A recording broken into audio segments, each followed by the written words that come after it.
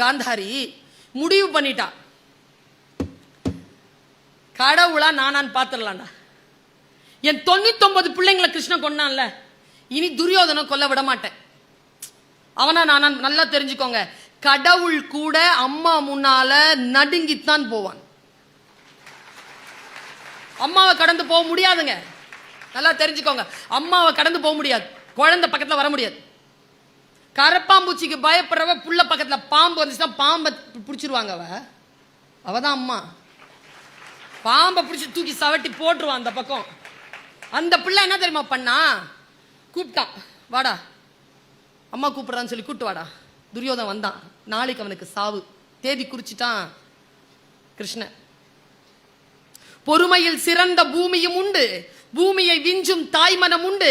கோவிலில் ஒன்று, குடும்பத்தில் ஒன்று, கருணையும் தாய்மையும் கடவுளும் ஒன்று. அசைக்க முடியாத அவளை நீ வாடா, நானா கண்ணனான்னு பாத்துக்கலாம், வாடா. வந்தா.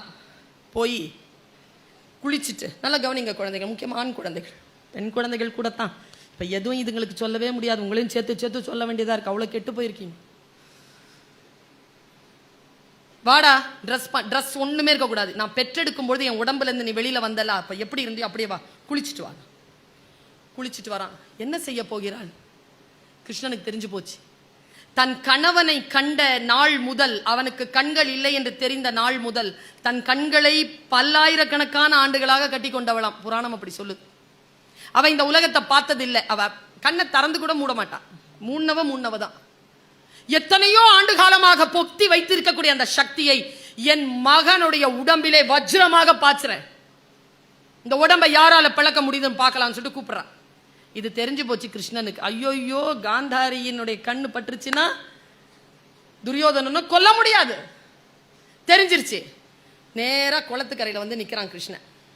நம்ம பையன் துரியோதன நாமெல்லாம் தான் வரான். ட்ரெஸ் இல்லாம வரான். ஐயா சிச்சி சிச்சின்னா என்ன அப்படின்னா, என்னடா ட்ரெஸ் இல்லாம எங்கடா போற? இல்ல அம்மா கூப்பிட்டா.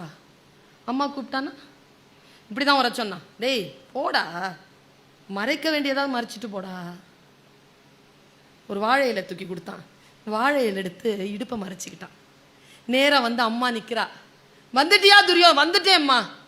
கண்ணில் இருந்து எடுத்து உச்சந்தலையிலிருந்து பார்த்தாள். அப்படி பார்க்கும்போது வாழை இலை மறைச்சிருக்கு இடுப்பை. பார்த்துட்டு கண்ணை மூடிக்கிட்டா. தவறு செய்து விட்டாயே துரியோதனா, அந்த கண்ணன் வஞ்சித்து விட்டானே, நான் எப்படி பிள்ளை இல்லாமல் தவிக்க போகிறேனோ, கண்ணனும் யாருமற்ற அந்த வனாந்தரத்தில் அனாதையாக செத்து கிடப்பான்னு சாபம் இட்டுட்டு அப்படியே உட்கார்ந்துட்டான். என்ன நடந்தது தெரியுமா?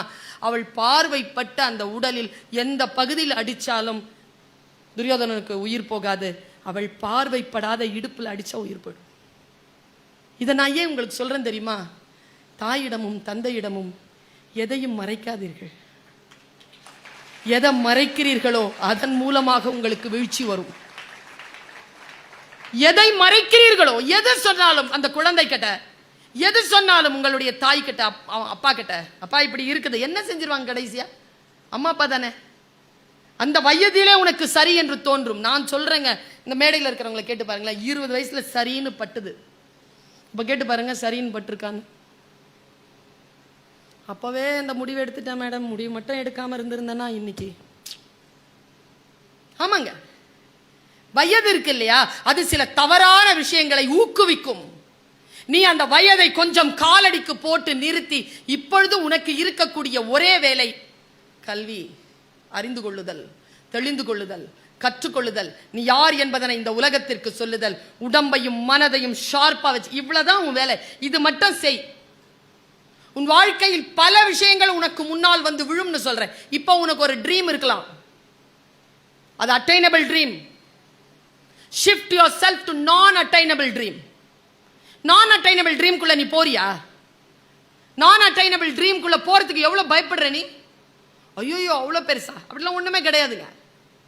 இந்த உலகத்தில் எதுவுமே இம்பாசிபிள் கிடையாதுங்க. ஐ ஆம் பாசிபிள் தான், அவ்வளவுதான். அந்த சொல்லே அப்படிதான், ஐ ஆம் பாசிபிள். நான் எப்பவுமே சொல்லுவேன், எனக்கான மோட்டிவேஷனல் அந்த வேர்ட்ஸே அதுதான். உன்னால் முடியாது என்று சொல்லுவதனை வேறு எவனோ செய்து கொண்டு இருக்கிறான். உன்னால் முடியாது என்றால் யாரால முடியாது, யாரால முடியாது என்றால் உன்னால் மட்டுமே முடியும்.